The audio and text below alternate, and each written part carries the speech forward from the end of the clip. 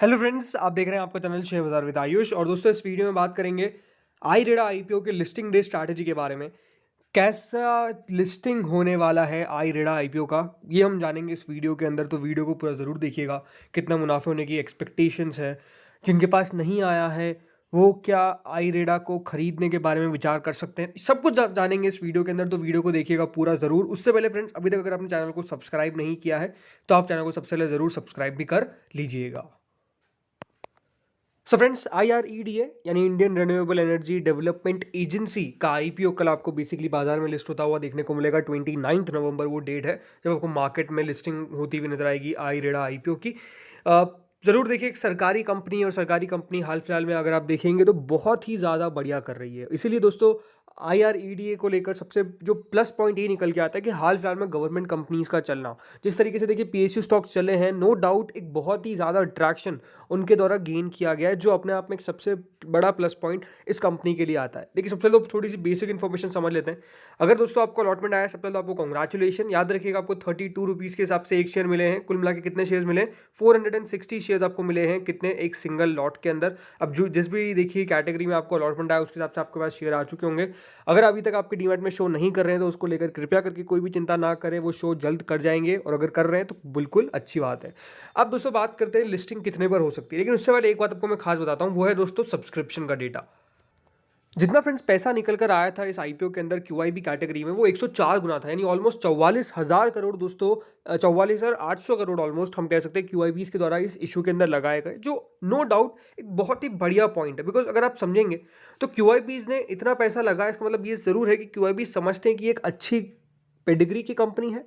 No doubt sector related भी बात सोच के ही लगाते हैं वो, एंड सेक्टर डेफिनेटली अपने आप में काफ़ी बूमिंग है, लगातार बूम कर ही रहा है, इसमें तो कोई दोहरा ही नहीं है। लेकिन जो खास बात मैंने कही वो है दोस्तों, क्यूआईबी का पैसा बहुत ही अच्छा खासा निकल कर आया। एंड जब भी दोस्तों इशू के अंदर किसी क्यूआईबी का पैसा इतना निकल के आता है तो एक पॉजिटिव गेन होने की पॉसिबिलिटी रहती है आफ्टर द लिस्टिंग ऑल्सो। मतलब क्या, कि लिस्टिंग के बाद भी दोस्तों हो सकता है कि जो बाइंग है वो बेसिकली आपको देखने को मिले इस आईपीओ के अंदर। जिनको नहीं मिला है क्यूआईबीज को, वो हो सकता है कि पैसा आपको डालते हुए नजर आए, पैसा इस इशू के अंदर बाद में पैसा मतलब शेयर खरीदते हुए नजर आए। एंड डेफिनेटली देखिए, वो बड़े म्यूचुअल फंड्स होते हैं जो बेसिकली बाय करते हैं, बड़े फंड्स होते हैं जो बेसिकली बाय करते हैं कंपनीज को। ये एक अच्छी बात हमेशा देखने को मिलती है जब भी क्यूआईबी का पैसा काफी बढ़िया निकल के आता है। तो अब बात करते हैं बेसिकली कल कितने पर लिस्ट हो सकता है। सबसे पहले तो मैं आपको बताता हूँ ग्रे मार्केट की एक्सपेक्टेशंस क्या है।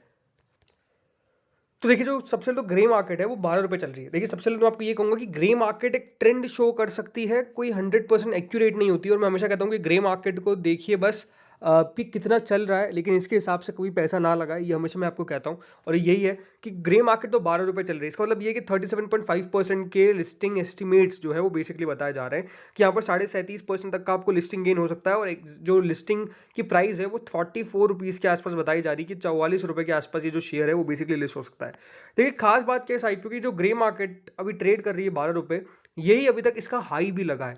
मतलब 12.75 कई जगह पे बताई जा रही है, बट मैं मेनली 12 रुपये मान के चलूंगा। बिकॉज जिस वेबसाइट पे मैं देख रहा हूँ वहाँ पे तो 12 ही दिखा रही है। हो सकता है कि कई जगह पे 13 रुपये भी ट्रेड कर रही हो, तो वो अलग अलग सिचुएशन है। बट ओवरऑल मैं आपको ये कह रहा हूँ कि 12 रुपये के आसपास हम मान के चल सकते हैं कि इसकी करंट ग्रे मार्केट है। इसका मतलब क्या है कि जो 32 रुपये का शेयर है वो आपको 44 रुपीज़ पे लिस्ट होता हुआ देखने को मिलेगा, यानी ऑलमोस्ट 12 रुपये प्रति शेयर का आपको गेन दिखा रहा है ग्रे मार्केट। और इसके हिसाब से जो प्रॉफिट का ऑलमोस्ट आंकड़ा निकल के आता है वो है फ्रेंड्स करीबन 5,520 रुपये पर लॉट। तो ये ग्रे मार्केट इंडिकेट कर रहा है कि आपको 5,520 का फायदा हो सकता है हर लॉट के अंदर, यानी पर लॉट के अंदर आपको 5,520 रुपीज़ का प्रॉफिट बेसिकली होता हुआ देखने को मिल सकता है, ये करंट ग्रे मार्केट के हिसाब से। बट मैं हमेशा कहता हूँ, देखिए ग्रे मार्केट तो एक आपको इंडिकेशन देती है, एक ट्रेंड देती है कि हाँ इस तरफ हो सकता है, एक्यूरेट थोड़ी है। तो हम समझते हैं कि देखिए कल कितने पर लिस्ट हो सकता है। मेरी एक्सपेक्टेशन क्या है, सिंपल सिंपल बात है, ये आपको मैं बताने वाला हूँ। तो फ्रेंड देखिए, आपके पास शेयर है कुल मिला के 460 एट अ प्राइस ऑफ ₹32। ठीक है, 32 रुपये का आपको एक शेयर है, कुल मिला के 460 शेयर है आपके पास। जिस तरीके से देखिए आज बाजार ने ट्रेड किया है, नो डाउट देखिए बाजार सबसे पहली बात तो बहुत पॉजिटिव है।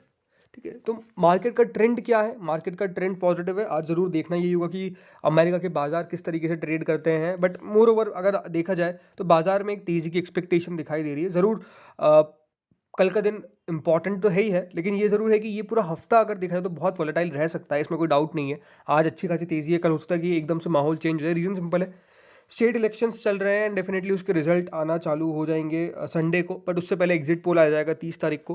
लेकिन अच्छी बात क्या है कि 30 तारीख से पहले पहले यानी 29 को ये लिस्ट हो जाएगा और 30 तारीख को भी शाम को आएगा, तो मेरे हिसाब से इतना असर नहीं पड़ेगा। लेकिन ये ज़रूर है कि हाँ, एक अगर कोई नेगेटिव पॉइंट या फिर हम कह सकते हैं जो बाजार को थोड़ा सा ऊपर नीचे कर सकता है वो स्टेट इलेक्शन से, इसमें कोई डाउट नहीं है। बाकी जीडीपी के आंकड़े भी आने वाले हैं, वो ज़रूर है, लेकिन हाँ सबसे बड़ा जो पॉइंट है वो अभी ये जो स्टेट इलेक्शंस का है वो चल रहा है, इसमें कोई डाउट नहीं है। लेकिन अच्छी बात क्या है, अभी बाजार पॉजिटिव है, ये आपको देखने को मिलेगा नो डाउट। सेक्टर, मैं हमेशा बात करता हूँ दोस्तों उस कंपनी के सेक्टर को लेकर, और इस जो सेक्टर है इसके अंदर भी दोस्तों आपको काफ़ी पॉजिटिविटी देखने को मिल रही है, नो डाउट लगातार ग्रो कर रहा है। तो ये दो पॉइंट्स जो सबसे अच्छे अभी इस कंपनी के लिए जा रहे हैं।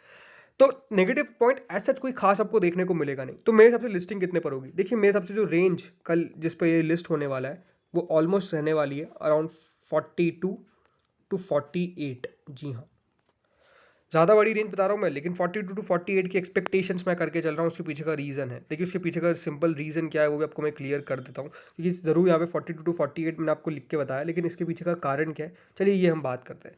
देखिए 42 टू 48 की लिस्टिंग की एक्सपेक्टेशन मैं इसीलिए करके चल रहा हूँ जस्ट बिकॉज दोस्तों ये जो पूरा सेक्टर है वो नो डाउट बूमिंग है। दूसरी बात, गवर्नमेंट भी काफ़ी फोकस कर रही है सेक्टर के अंदर लगातार। देखिए आप एक नोटिस कर सकते हैं बात, वो है कि सरकार का जो फोकस है वो इस पे हो रहा है कि किस तरीके से रिन्यूएबल एनर्जी के सोर्सेज को और इंक्रीज़ किया जाए, कंपनीज को प्रमोट किया जाए। और एक पूरा ये कंपनी जो है वो बेसिकली कार्य क्या करती है, ये कार्य वो करती है जो कंपनीज को पैसा देती है, और प्राइवेट कंपनीज को भी पैसा देती है। ऐसा नहीं कि सिर्फ सरकारी कंपनीज को, बल्कि मेजरली जो कंपनी पैसा देती है, जो लोन बांटती है, वो बांटती है प्राइवेट कंपनीज को। तो ये एक अपने आप में पॉजिटिव पॉइंट है। दूसरी बात क्या है कि जो पैसा निकल कर आया था इस इशू के अंदर, स्पेसिफिकली जैसे मैंने आपको शुरुआत में कहा था क्यूआईबीज की तरफ से, तो मेरे हिसाब से क्यूआईबीज भी डेफिनेटली पैसा डालते हुए नजर आ सकते हैं।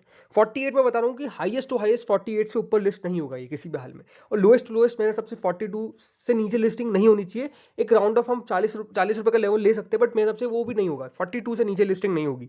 हाँ ये है कि कल का बाजार किस तरह से ट्रेड करता है ये एक इंपॉर्टेंट चीज़ है, बट स्टिल इसलिए जो मैंने रेंज बताई है वो 42 टू 48 बताइए कि इस हिसाब से ये लिस्ट होने वाला है। इसके हिसाब से यानी जो प्रॉफिट होगा, देखिए 42 रुपीज़ पे आपको प्रॉफिट होगा 4,600 रुपये का, और 48 पे होगा 7,360 रुपये का।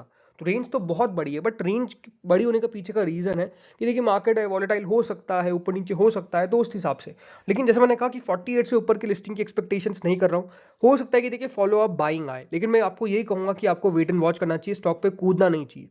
जब भी देखिए कोई शेयर लिस्ट होता है, मेरा हमेशा ये मानना रहता है कि स्टॉक को बाइंग करने के लिए नहीं जाना चाहिए। भले स्टॉक उसके बाद हो सकता है कि 15% चल जाए, 20% चल जाए, 30% चल जाए, बट स्टिल मेरे हिसाब से वेट एंड वॉच करना चाहिए। उसके पीछे का रीज़न है कि देखिए आप जब तक, एक तो आपने लगाया पैसा, आपको अलॉटमेंट नहीं आया, तो इसका मतलब तो यही है ना कि अभी आपको वेट करना है, ठीक है।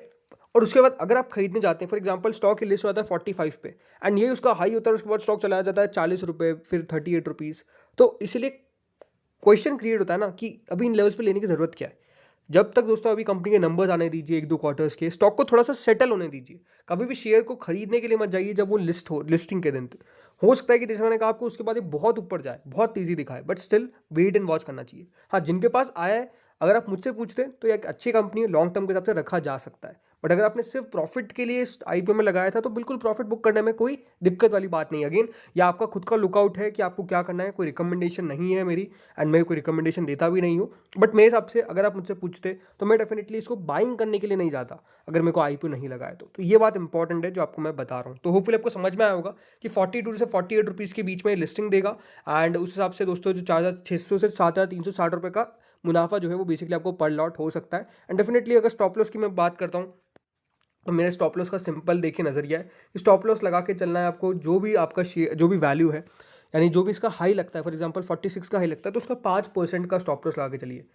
तो उस इससे होगा क्या दोस्तों, आपका मुनाफा जो है वो मोस्टली आपके पास रहेगा। 5% के बाद हो सकता है कि स्टॉक वापस रिवर्स कर जाए, बट ठीक है ना, हमने लगाया था, अगर उससे और नहीं चल जाता तो और आपका जो प्रॉफिट है वो कम हो जाता। तो उस हिसाब से 5% का स्टॉप लॉस हमेशा स्टॉक के हाई से लगा के चलिए, अगर आपको स्टॉक को उसी दिन बेचना है तो उस हिसाब से आपको मैं बता रहा हूँ। तो होपफुली दोस्तों आपको वीडियो समझ में आया होगा, अच्छा लगा होगा। अगर अच्छा लगा तो लाइक कर देना, चैनल से पहली बार जुड़ो सब्सक्राइब कर देना। Thank you friends for watching this.